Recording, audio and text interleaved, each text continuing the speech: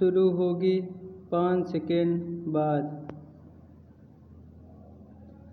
राम जन्मभूमि तीर्थ क्षेत्र न्यास में कथित गबन का मामला जब से सामने आया है तभी से इस बात की ज़रूरत महसूस की जा रही है कि इसमें शामिल आरोपियों के खिलाफ उचित कार्रवाई के समांतर एक संपूर्ण पारदर्शी व्यवस्था बननी चाहिए ताकि भविष्य में इस तरह की कोई गड़बड़ी संभव न हो सके।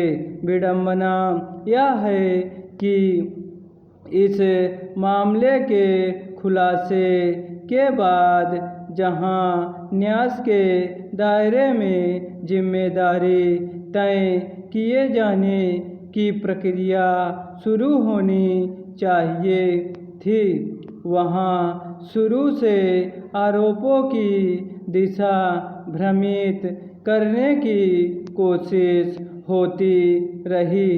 अब सोमवार को न्यास की एक अहम बैठक के दौरान इसके महासचिव चंपत राय और न्यासी अनिल मिश्रा के इस्तीफे स्वीकार कर लिए गए और अंतरिम व्यवस्था के तौर पर एक अन्य सदस्य कृष्ण मोहन को महासचिव की आंतरिक जिम्मेदारी सौंपी गई। निश्चित तौर पर यह कदम विवाद के बीच जिम्मेदारी और आरोपियों के प्रति नरमी बरतने को लेकर उठते गंभीर सवालों की तीव्रता को कम करने की एक कवायद है।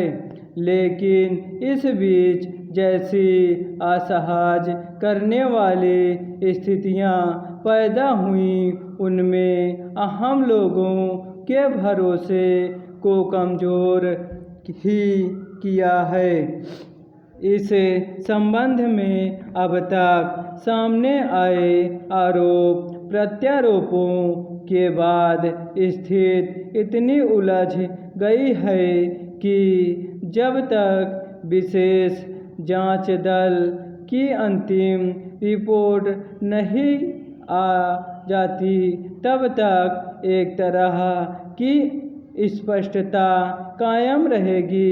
विडंबना यह है कि न्यास के जिन लोगों पर इसके विपरीत की निगरानी उसमें पारदर्शिता सुनिश्चित करने और इसकी संपत्तियों की रक्षा करने का दायित्व था या तो उनके लिए ये ताकतें गौर महत्वपूर्ण थे या फिर वे ही कटघरे में खड़े दिखे।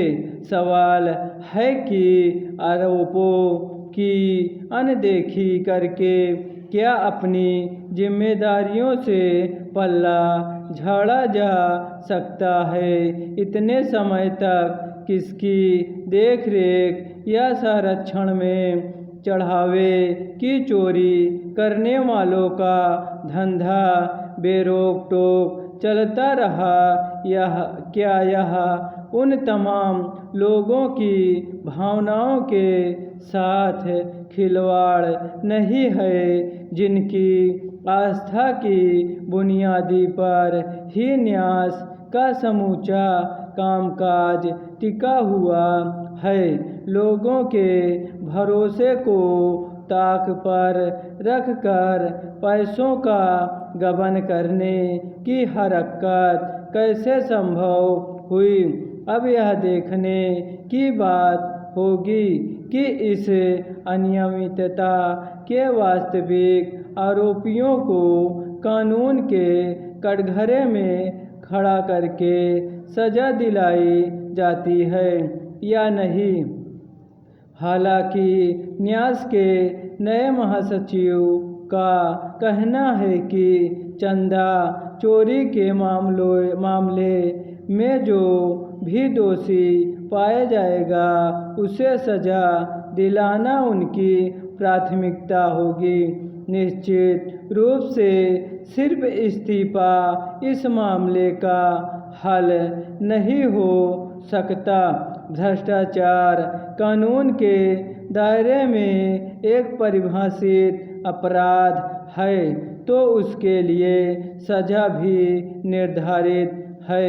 जांच में जिन लोगों को वास्तव में जिम्मेदार पाया जाएगा उन्हें कानून के मुताबिक सजा दिलाना इस पूरे मामले की एक अहम कड़ी होनी चाहिए।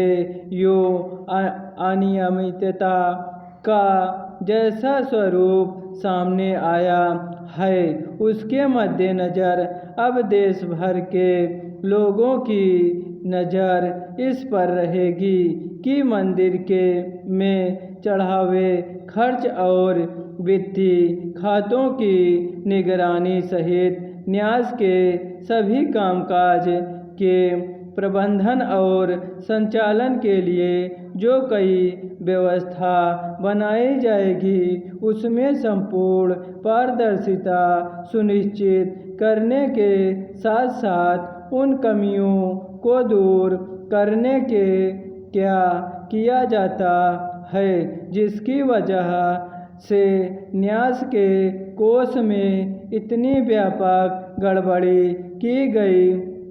राम मंदिर का दर्शन और वहाँ दान करना करोड़ों लोगों की आस्था का मामला है, मगर इस समूचे मामले की वजह से आम लोगों के भीतर न्यास को लेकर एक